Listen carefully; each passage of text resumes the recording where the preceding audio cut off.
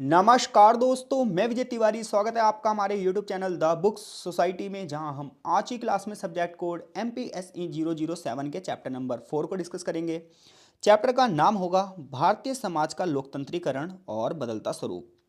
Basically जो इस chapter में हम पढ़ेंगे वो यह पढ़ेंगे कि ब्रिटिश टाइम से लेकर वर्तमान तक, यानी कि जब अंग्रेज भारत पर शासन कर रहे थे उस समय से लेकर और वर्तमान तक भारतीय समाज में किस तरीके से सुधार हुए हैं, इन सुधारों को लाने में किन किन लोगों की भूमिका रही है, आज़ादी के बाद गवर्नमेंट ने किस तरीके से संविधान का सहारा लेकर कानूनों को मान्यता देकर समाज में सुधार लाने का प्रयास किया है। ये तमाम चीज़ें हम इस चैप्टर में पढ़ने जा रहे हैं। सबसे पहला जो टॉपिक होगा इस चैप्टर में वो यह होगा कि औपनिवेशिक काल में समाज में कौन कौन से सुधार आए, यानी कि ब्रिटिश टाइम पीरियड पर भारतीय समाज में कौन कौन से सुधार आए। आज़ादी के बाद किस प्रकार के सामाजिक बदलाव आए। लोकतंत्र के लिए और समाज में परिवर्तन लाने के लिए कौन कौन से आंदोलन हुए और समाज में किस तरीके से जातिवाद को खत्म करने के लिए दलितों द्वारा चुनौतियां दी गई। जाति और लिंग भेद पर भी विशेष चर्चा की जाएगी और फिर यह बताया जाएगा कि 1990 के बाद 1990 के बाद जब उदारीकरण की नीति अपनाई गई, यानी कि लिबरलाइजेशन की पॉलिसी को फॉलो किया गया, तो समाज में गरीबों की स्थिति में क्या बदलाव आया। तो ये तमाम चीज़ें हम इस चैप्टर में पढ़ने जा रहे हैं। तो चलिए शुरू करते हैं। सबसे पहले चैप्टर की एक प्रस्तावना दी गई है जो कि हमें कुल मिलाकर यह बताती है कि इस चैप्टर में हम क्या पढ़ेंगे। शुरुआत यहाँ से होती है इस चैप्टर के पहले टॉपिक की कि औपनिवेशिक काल में हमारा समाज कैसा था और उसमें कौन कौन से सुधार किए गए। तो जब आप 19वीं सेंचुरी की सोसाइटी की कल्पना करते हो इंडिया की, तो 19वीं सेंचुरी में भारतीय समाज ऐसा था कि सबसे पहली बात तो समाज में वर्ण व्यवस्था थी। वर्ण व्यवस्था का मतलब यह था कि ब्राह्मण, क्षत्रिय, वैश्य और शूद्र 4 वर्णों में समाज बटा हुआ था, जिसमें सबसे जो बुरी स्थिति थी वो शूद्रों की थी।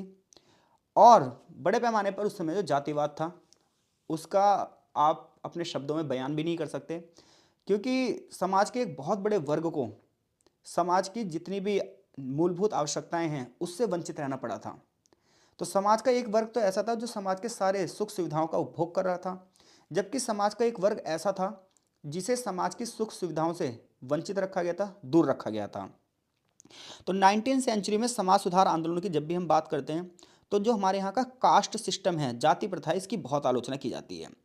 कह रहा है इस जाति प्रथा में सबसे निचले स्तर पर जो रखे गए थे वो थे अछूत, अनटचेबल लोग, और ये हिंदू पॉपुलेशन का टोटल 25% थे।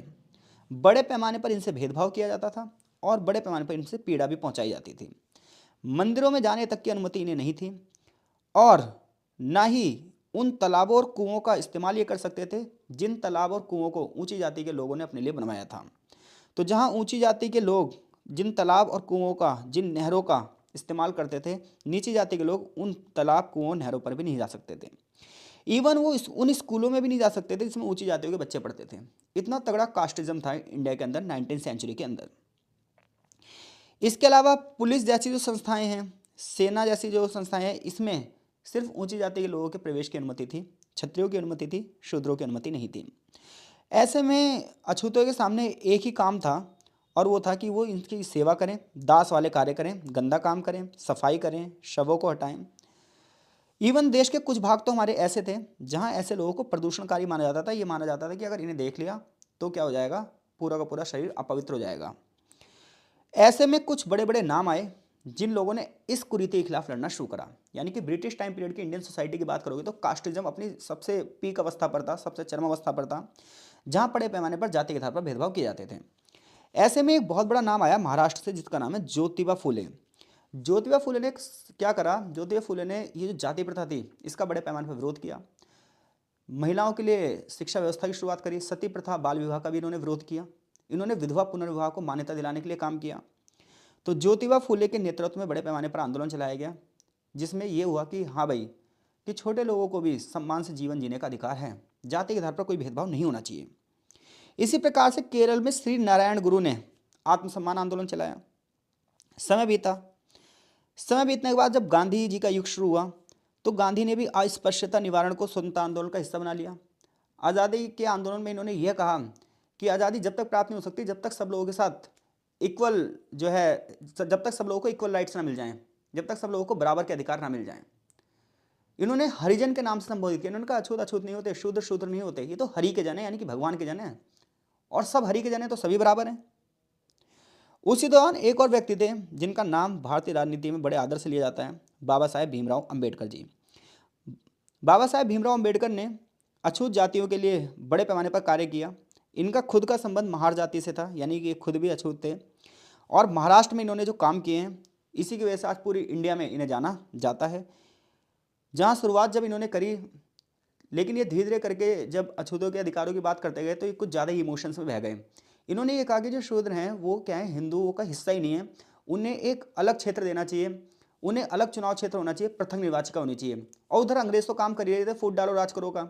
एक तरफ तो हिंदू मुस्लिमों को बांट रहे थे और एक तरफ हिंदुओं को भी वो जाति व्यवस्था में बांट रहे थे। तो उन्होंने अंबेडकर जी का सपोर्ट लेकर ये कहा कि हाँ भाई, शूद्रों के लिए भी अलग चुनाव क्षेत्र होना चाहिए। लेकिन गांधी जी तो गांधी ठहरे। वो क्या हुआ, वो उस समय जेल में बंद थे, पुणे की यरवदा जेल में, और गांधी ने वहीं पर अनशन शुरू कर दिया। और उन्होंने कहा नहीं, जो शूद्र हैं वो भी हिंदुओं का ही भाग है और उनके लिए अलग चुनाव व्यवस्था नहीं होनी चाहिए। हाँ, हमें हिंदू धर्म में सुधार करना चाहिए। ऐसे में गांधी और अंबेडकर के बीच में जो समझौता हुआ, इसी समझौते को पूना समझौता कहा जाता है। और ये कहा गया कि जो अछूत है वो हिंदुओं से अलग नहीं है, हिंदुओं के भीतर ही है।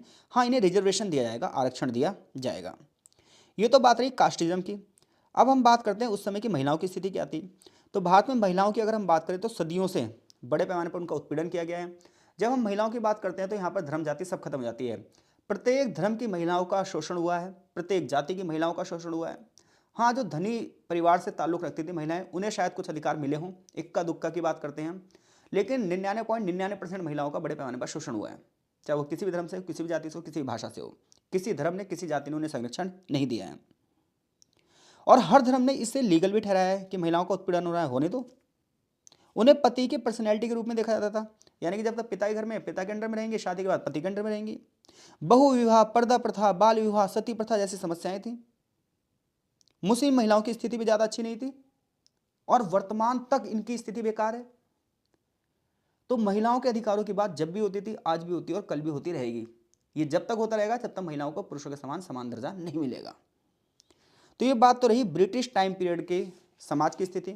तो ब्रिटिश टाइम पीरियड के समाज की स्थिति अगर हम बात करें, कास्टिज्म बहुत चलता था और महिलाओं की स्थिति बद से बदतर थी। अब हमारा देश आज़ाद हुआ और आज़ादी के बाद समाज में बदलाव लाना, ये बात तो पक्का थी, क्योंकि किसी भी देश में अगर बदलाव लाना है तो पहले समाज में बदलाव लाना पड़ेगा। बिना लोगों में पॉजिटिव चेंज लाए हुए हम देश में पॉजिटिव चेंज नहीं लेके आ सकते। और उसी समय हमारे देश के संविधान का निर्माण हो रहा था और संविधान के निर्माण का काम सौंपा गया था संविधान सभा को। तो हमारे देश की संविधान सभा हमारे देश के भविष्य के लिए एक कॉन्स्टिट्यूशन का निर्माण कर रही थी। और आप सभी को पता है हमारा जो संविधान बनना शुरू हुआ था वो कब शुरू हुआ था?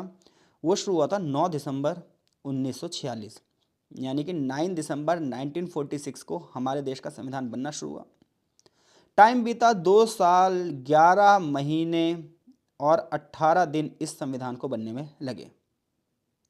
26 नवंबर 1949 को हमारा संविधान बनकर तैयार हुआ और 26 जनवरी 1950 को इसका लागू कर दिया गया। जो हमारा संविधान बन रहा था तो उसमें यही बात की गई थी कि समाज का ताना बाना कैसा हो। तब समाज में क्या हुआ, संविधान में मौलिक अधिकार दिए गए। संविधान में ये कहा गया कि डेमोक्रेसी होनी चाहिए, ऐसा ना हो कि कुछ ही जाति के लोग सत्ता पर बैठ पाएं। सभी लोगों के लिए चुनावी दरवाजे खुले हुए होने चाहिए। लोगों को स्वतंत्रता, समानता जैसे अधिकार मिलने चाहिए। किसी के साथ छुआछूत नहीं होनी चाहिए, आर्टिकल नंबर 17 में रखा गया। आर्टिकल नंबर 14 से 18 तक समानता के बारे में लिखा है, जहां आर्टिकल नंबर 14 में लिखा है कि कानून के सामने सब बराबर होंगे। 15 में ये लिखा है कि जाति, धर्म, लिंग, जन्म स्थान, वंश के आधार पर कोई भेदभाव नहीं होगा। 16 में लिखा है कि सभी लोगों को बराबर अपॉर्चुनिटी मिलेगी। 17 में लिखा है कि छुआछूत की समाप्ति हो जाएगी और 18 में लिखा है कोई अपने नाम के आगे टाइटल नहीं लगाएगा। तो जब हमारा संविधान बन रहा था उसमें इस बात पर ध्यान रखा गया कि हर एक व्यक्ति अपनी पसंद के आधार पर, स्वतंत्रता के आधार पर, समानता के आधार पर बराबर होना चाहिए। समाज में ऐसा ना हो कि कुछ ही लोगों के पास सब कुछ हो, सबके पास सब कुछ होना चाहिए। सभी नागरिकों को न्याय मिलना चाहिए, सामाजिक न्याय, आर्थिक न्याय, राजनीतिक न्याय, स्वतंत्रता, समानता और भाईचारे जैसा हमारा समाज होना चाहिए। तो यानी कि जब आज़ादी हमें मिली, हमारे देश का संविधान बन रहा था, रूल और रेगुलेशन बनाए जा रहे थे, नियम और कानून सेट किए जा रहे थे। तो उस नियम और कानून का उद्देश्य यही था कि समाज में न्याय की स्थापना हो, सोशल जस्टिस हो। समाज का हर एक बंदे की डिग्निटी होती है, हर एक बंदे का सम्मान होता है और उस सम्मान को किसी तरीके से ठेस नहीं पहुंचना चाहिए। लेकिन समस्या ये थी, जब हम डेमोक्रेसी की बात करते हैं तो उस समय डेमोक्रेसी सिर्फ अमीर देशों में थी। ये माना जाता था डेमोक्रेसी वहीं आ सकती है जहाँ पैसा हो। और दुनिया के जो बड़े बड़े देश थे वहाँ पर भी महिलाओं को वोट डालने का अधिकार नहीं था। ये जो अमेरिका, ब्रिटेन आप समझते हो कि बहुत ज़्यादा अधिकार देते हैं, इन यहाँ पर भी महिलाओं को वोट डालने का अधिकार नहीं था, गरीबों को वोट डालने का अधिकार नहीं था, सिर्फ 10% लोगों को वोट डालने का अधिकार था। लेकिन उस समय हमने ये डिसाइड किया 1947 में, नहीं, हम सबको वोट डालने का अधिकार देंगे। तो ये माना गया कि उस समय लोकतंत्र सिर्फ उन्हीं देशों में होगा जिनकी अर्थव्यवस्था पूंजीवादी है, जो अमीर हैं, लोकतंत्र का उदारीकरण होगा। लेकिन जब भारत में आर्थिक न्याय की बात की गई, राजनीतिक न्याय की बात की गई, राज्य के नीति निर्देशक तत्व दिए गए, मौलिक अधिकार दिए गए, जब भारत में लोकतंत्र की स्थापना हुई तो ये सारी चीज़ें उलट गई। अलग अलग लोगों ने अलग अलग किताबों में अलग अलग तरीके से इसका वर्णन किया है। जैसे डॉक्टर सर्वपल्ली राधाकृष्णन जी ने कहा है कि भारत का जो लोकतंत्र है संसदीय लोकतंत्र है, हमारे यहाँ पार्लियामेंट्री सिस्टम अपनाया गया है, आपको पता है हमारा देश संसद से चलता है, और ये समाज की संरचनाओं में बदलाव लाएगा, ऐसा कहा। के.एम. पाडिक्कर ने भी अपनी किताब Hindu society and cross road में ये बात की है कि भारत में जो सार्वभौम वयस्क मताधिकार है ये मील का पत्थर साबित होगा। तो सार्वभौम वयस्क मताधिकार का मतलब यह है कि उस समय 21 साल से ऊपर के प्रत्येक व्यक्ति को वोट डालने का अधिकार था। आज इस 21 साल की उम्र घटा के 18 कर दी गई। आज 18 साल से प्रत्येक व्यक्ति को ऊपर डालने के 18 साल से ऊपर का जो भी बंदा है उसे वोट डालने का अधिकार है। आज़ादी के समय ये अधिकार 21 साल से ऊपर वाले लोगों को था। तो आज़ादी के बाद सामाजिक बदलाव की अवधारणा का काम किसको दिया गया? संविधान को दिया गया। फिर नागरिक स्वतंत्रताओं की बात की गई, वोटिंग के अधिकारों की बात की गई, गरीब अशिक्षित कोई भी वो सब बंदों को बराबर रखा गया। वोट डालने का अधिकार का मतलब यही था कि हर एक बंदा क्या है? बराबर है। आज़ादी के बाद भारतीय राज्य की जो बागडोर है ये उन लोगों के पास गई जो उच्च जाति के लोग थे। यानी कहने की बात तो ये है कि डेमोक्रेसी थी, लेकिन आज़ादी के बाद भी देखा जाए तो डेमोक्रेसी में जिन लोगों ने चुनाव लड़ा वो सारे के सारे बंदे हाई क्लास के लोग थे। ऐसे लोग थे जिन्होंने अंग्रेजी टाइम पर पढ़े लिखे थे और उनमें से ज़्यादातर ब्राह्मण थे। लेकिन भले ही ब्राह्मण थे बट इनका जो दृष्टिकोण था वो सेक्युलर था, धर्मनिरपेक्ष था। ये किसी धर्म विशेष को बढ़ावा नहीं देते थे, इन्हें जाति पाति में विश्वास नहीं रखते थे, ये लोग इक्वलिटी को बढ़ावा देते थे। तो आज़ादी के बाद देश की बागडोर जिन हाथों में गई, ये लोग अंग्रेजी शासन के दौरान पढ़े लिखे थे, अंग्रेजी पढ़े लिखे हुए थे, बाहरी देशों से इन्हें डिग्रियां मिली हुई थी, चाहे वो पंडित जवाहरलाल नेहरू हो, चाहे वो बाबा साहेब भीमराव अम्बेडकर ही क्यों ना हो। तो ऐसे में कांग्रेस पार्टी का दबदबा था। 47 से 52 तक अंतरिम सरकार थी। 51 का पहला चुनाव भी कांग्रेस ने जीता, 57 का भी चुनाव कांग्रेस ने जीता, 62 का भी कांग्रेस ने जीता, और तीनों बार जो पीएम बने वो बने पंडित जवाहरलाल नेहरू। ऐसे में इस दौरान सरकार यही चाहती थी कि समाज का वो वर्ग जिसे सबसे कम लाभ मिला है इन्हें भी आर्थिक अधिकार मिल सके, सामाजिक अधिकार मिल सके, शैक्षिक अधिकार मिल सके। तो उस समय अगर हम बात करें तो सरकार मतलब कांग्रेस और कांग्रेस मतलब सरकार था। तो उससे कांग्रेस पार्टी ही बड़े पैमाने पर लोगों के सामाजिक कल्याण के लिए क्या थी? जिम्मेदार थी। लेकिन फिर भी गरीब वर्ग और दलितों के लिए समाज में कोई कार्यवाही नहीं की गई। गरीब वर्गों को संगठित करने में कोई भी रुचि उस समय नहीं दिखाई गई। ऐसे में स्टेट्स में आंदोलन होने लगे। यानी कि आज़ादी के बाद, अब तक की बात सिर्फ इतनी सी है, आज़ादी के बाद सरकार किसकी है? कांग्रेस की है। और कांग्रेस को ये जिम्मेदारी मिली है कि वो समाज में सही वर्गों के साथ क्या करे? एक जैसा व्यवहार करे। लेकिन फिर भी गरीब गरीब होते गए और गरीबों पर ज़्यादा ध्यान नहीं दिया गया। परिणाम ये हुआ, और इसके अलावा कांग्रेस में ऊंची जाति वाले लोगों का दबदबा था। परिणाम ये हुआ कि कुछ स्टेट्स ने आवाज़ उठानी शुरू कर दी। फॉर एग्जाम्पल हम बिहार की बात करते हैं, यूपी की बात करते हैं, तो बिहार और यूपी में बहुत सारे लोग ऐसे थे जो पिछड़े वर्ग से आते थे, जिनमें गरीब किसान भी थे। लेकिन कांग्रेस पार्टी कैसी थी? ऊंची जातियों के दबदबे वाली थी। ऐसे में कांग्रेस पार्टी का विरोध कर दिया इन लोगों ने, और बड़े पैमाने में इन लोगों ने कहा कि हमारे साथ न्याय नहीं हुआ है, कांग्रेस ने जो वादे किए वो पूरे नहीं हुए हैं, जिन सामाजिक सुधारों की बात की गई थी, जिन जमींदारी प्रथा को खत्म करने की बात की गई थी वो ढंग से नहीं हुई है। परिणाम ये हुआ कि पिछड़ी जाति के जो किसान थे, यादव, जाट, कुर्मी, गुर्जर, इन सब ने बड़े पैमाने पर क्या करा? अपने आप को संगठित किया और छोटे छोटे आंदोलन शुरू कर दिए। परिणाम ये हुआ कि बड़े पैमाने पर लोकल पार्टियां बनी। आज भारत में हजारों छोटी छोटी पार्टियां हैं जो अपने अपने स्तर पर आवाज़ उठा रही हैं, जिनके बारे में अगले चैप्टर में बहुत अच्छे से चर्चा की जाएगी। अब हम ये बात कर, देखो भाई, किसी भी देश में समाज में परिवर्तन कौन लेकर आएगा? जो लोकल लीडर होंगे, जो पढ़े लिखे लोग होंगे, वो समाज में परिवर्तन के लिए आवाज़ उठाएंगे, लोग उनका साथ देंगे, फिर बात सत्ता तक पहुंचेगी, और सत्ता उसमें परिवर्तन कर भी सकती है और नहीं भी कर सकती है। अब तक इस चैप्टर में हमने ये पढ़ा है कि ब्रिटिश टाइम पीरियड पर हमारा समाज कैसा था? कास्टिज्म था, महिलाओं को अधिकार नहीं थे। ऐसे में जो अंग्रेज थे उन्होंने कुछ कानून बनाए, जैसे उन्होंने सती प्रथा को खत्म करने के लिए सती प्रथा अधिनियम बनाया, हिंदू विवाह अधिनियम को मान्यता दी, ठीक है, और बाल विवाह को खत्म करने के लिए भी अपना प्रयास किया। आज़ादी के बाद हमारे देश का संविधान बना।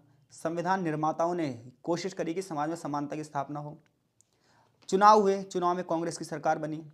कोशिश तो की गई देश को अच्छे से चलाया जाए, लेकिन गरीब जो लोग थे उनकी सुध नहीं ली गई। परिणाम ये हुआ कि उन गरीब लोगों ने धीरे धीरे करके अपनी आवाज़ों को उठाना शुरू कर दिया। अब हम ये बात कर रहे हैं कि लोकतंत्र और सामाजिक परिवर्तन को किस प्रकार से बढ़ावा दे रहा है आंदोलन। तो देखो, लोकतंत्र का मतलब क्या होता है, पहले हम ये जानते हैं। लोकतंत्र का मतलब होता है सबकी भागीदारी हो, जन जन की भागीदारी हो। तो लोकतंत्र मतलब लोक मतलब लोग, तंत्र मतलब शासन, लोगों का शासन हो। और भैया लोगों का शासन कब होगा? जब हर बंदे की भागीदारी होगी, हर धर्म, हर जाति, हर भाषा, महिला पुरुष सबकी भागीदारी होगी बिना किसी भेदभाव के, तभी तो हम कहेंगे सच्चे मायनों में लोकतंत्र है। वरना लोकतंत्र तो किताबों में लिखा रह जाएगा, वास्तव में जमीनी स्तर पर लोकतंत्र आ ही नहीं पाएगा जब तक लोकतंत्र में सबकी भागीदारी नहीं होगी। 1970 के दशक में ये बात सबको समझ में आ गई। 1970 के डिकेड में अब गरीबों की तरफ ध्यान देना शुरू किया। उस समय की प्रधानमंत्री थी इंदिरा गांधी। इंदिरा गांधी ने कुछ बड़े डिसीजन लिए कि हाँ भाई, हमें कैसे भी करके देश पे जो आर्थिक संकट बढ़ता जा रहा है, देश की गरीबी जो लगातार बढ़ती जा रही है, इसे खत्म करने के लिए हम कुछ प्रयास कैसे करें। उन्होंने क्या करा, बैंकों का राष्ट्रीयकरण कर दिया। प्रीवी पर्स की एक सुविधा थी। प्रीवी पर्स का मतलब ये था, जब देखो हमारा देश आज़ाद हुआ था तो हमारे देश में बहुत सारे प्रिंसली स्टेट थे, यानी कि रियासतें थीं जिनके मालिक राजा थे। तो इन राजाओं को ये कहा गया कि जब आप भारत में शामिल होगे तो आपको हर साल सालाना पेंशन दी जाएगी और संपत्ति का अधिकार भी होगा आपको। अब ये पेंशन देश पर बोझ पड़ रही थी, क्योंकि एक बहुत बड़ी राशि इनको पेंशन में देनी पड़ती थी राजाओं को। इसी सुविधा को प्रीवी पर्स कहा गया और इंदिरा गांधी ने इस प्रीवी पर्स की समाप्ति कर दी। बीमा का राष्ट्रीयकरण कर दिया। अनुसूचित जातियों, जनजातियों, ग्रामीण गरीबों और कामगारों, ऐसे लोगों को लक्ष्य करके इन्होंने क्या बनाई, नीतियाँ बनाई। यानी कि इन्होंने कहा एससी के विकास के लिए, एसटी के विकास के लिए, ग्रामीण गरीबों के विकास के लिए, जो मजदूर वर्ग हैं उनके विकास के लिए इन्होंने बहुत सारी योजनाएं बनाई। इन्होंने गरीबी हटाओ का नारा दिया 1971 के चुनाव में। इसके अलावा बड़े पैमाने पर इंदिरा गांधी चुनाव जीती भी गरीबी हटाओ का नारा देने के बाद। यानी कि 1970 के दशक में भारत की राजनीति में बदलाव आया। बदलाव ये आया कि 1970 से पहले जो भारत की राजनीति है वो उच्च वर्ग से प्रेरित है, लेकिन 1970 के बाद जब इंदिरा गांधी पीएम बन रही है तो गरीबों के लिए काम करने का कह रही हैं, गरीबी हटाओ का नारा दे रही हैं, बैंकों का राष्ट्रीयकरण कर दिया, बड़े बड़े जो राजाओं को पेंशन दी जा रही थी उसे खत्म कर दिया, मजदूरों के लिए काम करने की बात करी।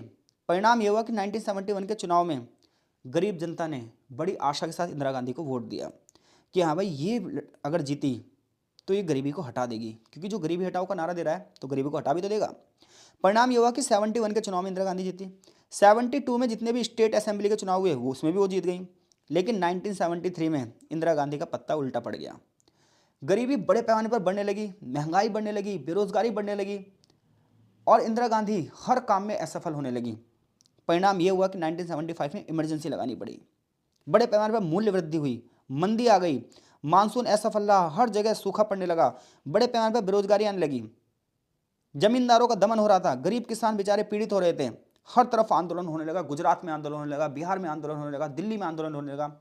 लोगों ने तो ये तक कह दिया, इंदिरा गांधी ने नारा दिया था गरीबी हटाओ, लेकिन ये तो गरीबों को हटा रही है। अब भाई हर जगह धरने प्रदर्शन होने लग गए। गुजरात में आंदोलन हुए, बिहार में आंदोलन हुए, रेल हड़ताल हुई। उस समय कुछ बड़े नाम आए। बिहार से नाम आया जेपी नारायण का, गुजरात में मोरारजी देसाई का। इसी प्रकार से घनश्याम शाह ने इस आंदोलन को क्रांति मानने से मना कर दिया।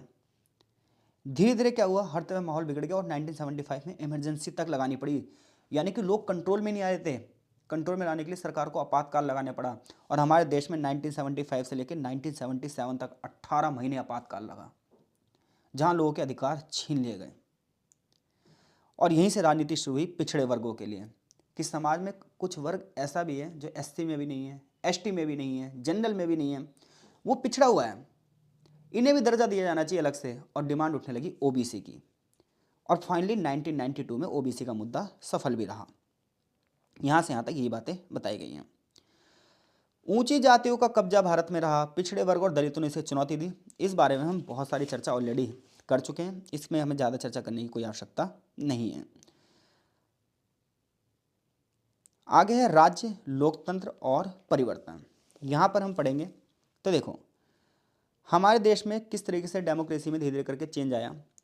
अगर हम शुरुआत की बात करें तो शुरुआत में अमीरों लोगों की सत्ता रही, भले ही लोकतंत्र था देश में, लेकिन चुनाव उन्होंने लड़ा जो अमीर थे, राजा महाराजाओं के घराने से थे।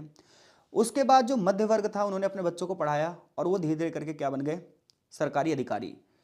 आज भी अगर हमारे देश में सरकारी अधिकारियों का, जितने भी आईएएस हैं, आईपीएस हैं, या खंड विकास अधिकारी हैं, ब्लॉक डेवलपमेंट ऑफिसर हैं, जितने भी बड़े बड़े पदों पर लोग बैठे हैं, आप ये देखेंगे वो ना कुछ स्पेशल फैमिली से हैं। सिर्फ 10% फैमिली ऐसी होंगी जिनके परिवार से ये बच्चे बनते जाते हैं, और गरीबों का एक बहुत बड़ा हिस्सा अलग रहता है। तो ऐसे में इनकी ना साठगांठ रहती है और ये प्रॉफिट अपने लोगों को पहुंचाते हैं। तो कह रहा है नॉर्थ इंडिया में, खासकर यूपी और बिहार की बात करें तो यहाँ पर जो सरकारी मशीनरी है, पुलिस है, खंड विकास अधिकारी हैं, ये क्या करते हैं, गांव के ना उच्च स्तर के लोगों में से होते हैं। और ऐसे में क्या करते हैं, ये संपन्न वर्ग को ही फायदा पहुंचाते हैं, गरीबों को इसका कोई फायदा मिल नहीं पाता। उसका कारण है क्योंकि ये उन्हीं के परिवार से होते हैं, उन्हीं के रिश्तेदारों से होते हैं। परिणाम ये होता है कि समाज में कुछ लोगों को बड़े पैमाने पर अधिकार मिल जाते हैं, वो अपनी ही पसंद के लोगों को संसद में भेजते हैं, अपनी ही पसंद के लोगों को राज्य विधानसभाओं में भेजते हैं, और इन्हीं में से अधिकतर सांसद और विधायक बनते हैं। एक तरफ तो ये कहा जाता है लोकतंत्र का मतलब है लोगों की सरकार, और वहीं दूसरी तरफ अगर आप सरकार पर नजर दौड़ाकर देखो तो सरकार में 99% लोग ऐसे बैठे हुए हैं जो अरबोपति हैं। चुनाव लड़ते वक्त ही वो करोड़ों रुपए खर्च कर देते हैं। तो गरीब बंदा कैसे संसद में पहुंचेगा, स्टेट असेंबली में वो कैसे पहुंचेगा, अधिकारों की बात वहां तक कैसे पहुंचेगी। तो एक तरफ तो लोकतंत्र दिखावा लगता है भारत में, क्यों, क्योंकि कुछ ही जाति के लोगों का वहां दबदबा है, कुछ ही वर्गों का दबदबा है। महिलाओं के अधिकारों की बात की जाती है, फिर भी महिलाओं को अभी तक वहां पर उपस्थिति नहीं है। ऐसा क्यों है? ऐसा इसलिए है कि एक जटिल शिक्षा व्यवस्था रख दी है जिसमें बच्चों को उलझा कर रखा गया है और वो लोकल लीडरशिप कर ही नहीं पा रहे हैं। इन बातों ने क्या करा, समाज में दो वर्ग को बना दिया, एक गरीब गरीब रहा और एक अमीर बना। लेकिन 1993 में पंचायती व्यवस्था शुरू हुई और लोकल लेवल पर लीडर निकलने शुरू हो गए। अगर हम बात करें जातीय आंदोलनों की, तो जाति व्यवस्था पर अभी हमने बहुत सारी बातें करी। यहाँ पर कुछ अलग तरीके से बताया जाएगा। यहाँ पर यह बताया जाएगा कि भारत में ओबीसी आंदोलन होगा, दलित आंदोलन होगा, ये सब उच्च जाति प्रभुत्व को चुनौती देंगे। इन लोगों का ये मानना होगा कि हमारे देश का संविधान तो बन गया, देश के संविधान में समानता की बात तो हो गई, लेकिन फिर भी आज भी बड़े पैमाने पर भेदभाव किया जा रहा है। 1972 की बात बताता हूँ मैं आपको। महाराष्ट्र में दलित पैंथर्स नाम का एक संगठन बना और इनका यही डिमांड थी कि भारत के संविधान में ये तो कह दिया गया कि छुआछूत नहीं होगी, लेकिन आज भी बड़े पैमाने पर छुआछूत की जाती है। और सबसे बड़ी बात यह कि पुलिस और अधिकारी भी इसमें मिले होते हैं। तो वास्तव में इक्वेलिटी नहीं मिल पाई है। इन्होंने कहा आरक्षण नीति लागू करो भाई, समाज में जो बेरोजगार युवक हैं इनको भी तो कुछ मिले, सरकारी धन में इनकी भी तो भूमिका बने। और देखते देखते आंदोलन इतने ज़्यादा भड़क गए, इतने ज़्यादा आंदोलन भड़क गया कि परिणाम ये हुआ कि आगे चलकर एक संगठन, एक राजनीतिक पार्टी बनी, बीएसपी, बहुजन समाजवादी पार्टी। और इसकी जो मुख्यमंत्री जो बनी, मायावती जी बनी। मायावती सीएम तो बन गई उत्तर प्रदेश की, और ऐसा लगने लगा कि ये दलितों के उत्थान के लिए काम करेंगी, डेफिनेटली अनुसूचित जातियों के लिए काम करेंगी, महिलाओं के लिए काम करेंगी, क्योंकि एक तो ये महिला हैं, ऊपर से एससी भी हैं। लेकिन उन्होंने क्या करा, मायावती जैसी सीएम बनी तो इन्होंने अंबेडकर ग्राम योजना शुरू करी। इन्होंने कहा जिन भी गांव में 30% से ज़्यादा जनसंख्या दलित है या 15,000 से ज़्यादा लोग दलित हैं, इन सब गाँवों का नाम होगा अंबेडकर गाँव। इतना ही नहीं, इन्होंने हर जगह क्या करा, ज्योतिबा फुले, ईवी रामास्वामी पेरियार, अंबेडकर महाराज, साहू जी महाराज, ऐसे लोगों की मूर्तियां लगानी शुरू कर दी। हर गांव में, हर कस्बे में अंबेडकर की प्रतिमाओं की स्थापना शुरू कर दी। इसी प्रकार से बिहार में आरजेडी ने क्या करा, जितने विश्वविद्यालय थे उनका नाम बदल दिया और उनका नाम बदलकर समाज के नीचे जाति वाले लोगों के नाम पर रख दिया। लेकिन जब इस चीज़ के बाद में स्टडी की गई, अध्ययन किया गया, तो ये पता चला कि इससे गरीबी नहीं हटती है, इससे लोगों को सम्मान नहीं मिलता है। अरे आपकी सरकार बनी है, तो आपकी जब सरकार बनी है तो लोगों के लिए काम करो ना। हर गांव में मूर्ति लगाने से, गांव के नाम बदल देने से, यूनिवर्सिटीज़ के नाम बदलने से थोड़ी विकास होता है। अगर आपको लोगों ने, सरकार आपकी बनाई है, तो आप उन लोगों के लिए काम तो करो, गरीबी को हटाने के लिए तो काम करो, समानता लाने के लिए तो काम करो। आपने हर जगह मूर्तियां लगवा दी, आपने हर जगह के नाम बदल दिए, इससे साधारण जनता को क्या प्रॉफिट मिला? वो मूर्ति खाने को देगी साधारण जनता को? अंबेडकर जी ने ऐसे भारत का सपना नहीं देखा था। अंबेडकर तो खुद मूर्ति पूजा का विरोध करते थे। तो बाद में जब इस चीज का अध्ययन किया गया तो यह हुआ कि भूमि सुधार तो सही से लागू हुए नहीं। भूमि सुधार तो उनकी कार्यसूची में ही नहीं थे। कमजोर वर्ग के जो लोग थे, आर्थिक शोषण के जो, जिनका आर्थिक शोषण होता, वो सब तो इसमें थे ही नहीं। परिणाम ये हुआ नक्सलवाद शुरू हो गया। इसी प्रकार से तमिलनाडु में एक पार्टी है डीएमके। डीएमके ने भी ऐसी नीतियां शुरुआत करी। हालांकि उसने आरक्षण को बढ़ाया, 68% तक आरक्षण बढ़ा दिया। आज भी डीएमके जो है साउथ इंडिया में बड़े पैमाने पर चुनाव जीतती है। आगे बात हो गई लिंग भेद की। ये तो हुआ कि हाँ, कुछ राजनीतिक पार्टियां जातिवाद को बढ़ावा दे रही हैं और जिससे लोगों के सम्मान में बढ़ोतरी हो भी रही है, लेकिन इस समाज में जहर भी घोला जा रहा है। आज़ादी के बाद से लेकर अब तक महिलाओं के अधिकारों की समय समय पर डिमांड उठी है और बड़े पैमाने पर कुछ जो है अधिकार दिए भी गए हैं। बड़े पैमाने पर बहुत सारे अधिनियम भी बनाए गए, जैसे हिंदू विवाह अधिनियम बनाया गया, हिंदू उत्तराधिकार अधिनियम बनाया गया, हिंदू अल्पसंख्यक अधिनियम बनाया गया, हिंदू दत्तक भरण भत्ता अधिनियम बनाया गया है। विवाह की उम्र जो 14 साल थी उसे बढ़ाकर 18 कर दी गई है और वर्तमान में सरकार ने महिलाओं को सम्मान देने के लिए 3 तलाक अधिनियम को भी खत्म कर दिया ताकि हमारी मुस्लिम बहनों को भी क्या मिले, अधिकार मिले। अब ऐसे में क्या है, जो मुस्लिम अधिकारों की बात है ये 1985 से शुरू हो चुकी थी, जब एक महिला थी इसका नाम था शाहबानो। इसने कोर्ट में अपील दायर करी कि इसके पति ने इसे 60+ उम्र में छोड़ दिया है और ऐसे में इसको कहाँ से गुजारा भत्ता करेगी। कोर्ट ने ये कहा भाई इसे गुजारा भत्ता मिलना चाहिए। ऐसे में मुस्लिम लोग सारे इकट्ठे हो गए जो रूढ़िवादी सोच के थे। उन्होंने कहा ये तो हमारे लॉ में, हमारे कानून में हस्तक्षेप है। राजीव गांधी जी की सरकार इतनी सारी सीटें थी, कुछ नहीं कर पाई। उन्होंने सुप्रीम कोर्ट के फैसले को पलट दिया और तब से ही मुस्लिम महिलाओं के अंदर ये गुस्सा था कि हमें अधिकार क्यों नहीं मिला, हमें भी तो सम्मानपूर्वक जीवन जीने का अधिकार है। और वो डिमांड उठती गई उठती गई उठती गई और फाइनली अब जाकर वो डिमांड पूरी हुई है जब 3 तलाक अधिनियम बन गया कि हाँ, मुस्लिम महिलाओं को भी सम्मान से जीवन जीने का अधिकार है। तो बड़े पैमाने पर भारत में महिलाओं के अधिकारों की बात होती रहती है, किशोरी जनसंख्याओं की बात होती रहती है। ये माना जाता है कि महिलाओं को जो है राजनीतिक अधिकार भी प्राप्त होने चाहिए और इसके लिए कार्य किए भी जा रहे हैं। आगे चैप्टर में बताया गया कि 1990 के डिकेड में गरीबी को ख़त्म करने के लिए क्या किया गया।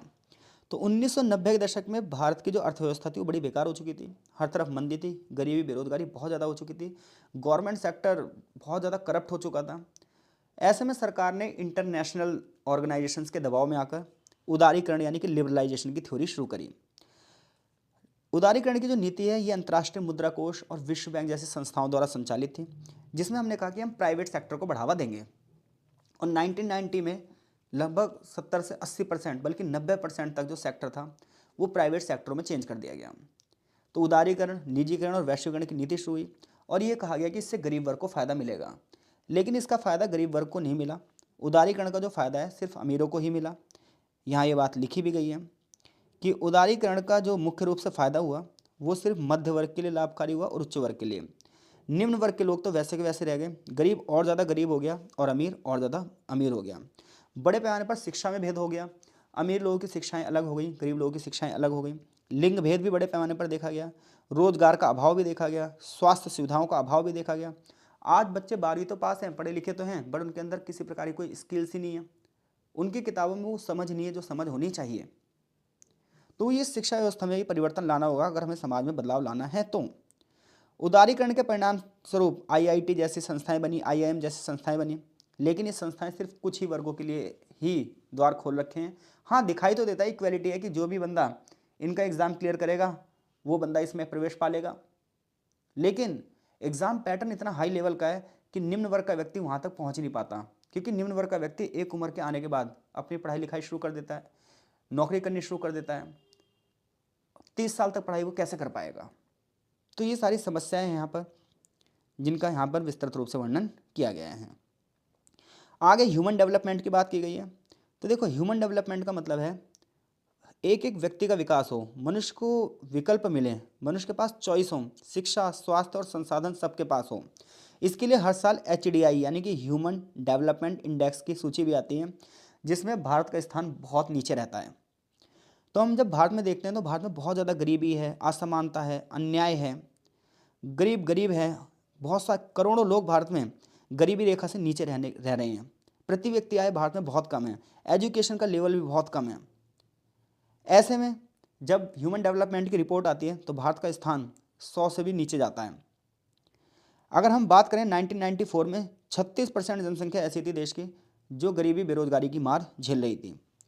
आज़ादी के बाद भारत की जनसंख्या लगभग अभी भी अगर हम बात करें तो किताब के हिसाब से 30 लाख लोग अब भी गरीबी रेखा के नीचे हैं। गरीबी रेखा का नीचे मतलब यह है कि 2 वक्त की रोटी तक वो नहीं कमा सकते। बिहार में भ्रष्टाचार की वजह से सबसे ज़्यादा लोग गरीब हैं। कह रहा बिहार में भ्रष्टाचार इतना ज़्यादा हुआ है, सरकार ने शुरुआत से ही गरीबों के विरोध में कार्यक्रम चलाए हैं।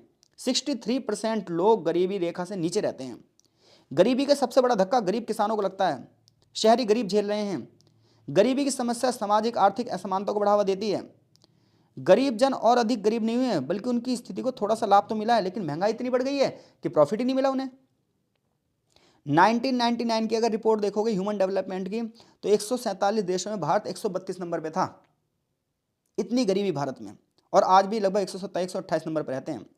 आज़ादी के समय हमारी एवरेज एज 32 साल थी, हालांकि एवरेज एज अब बढ़कर 63 हो गई है, क्योंकि पहले बहुत सारे लोग क्या करते थे, बच्चों के टीके ही नहीं लग पाते थे, बच्चा मर जाता था, अकाल से बच्चा मर जाता था, पीलिया हो गया बच्चा मर गया, डायरिया हो गया बच्चा मर गया। लेकिन आज जो स्वास्थ्य सुविधाएं वो अच्छी हुई हैं।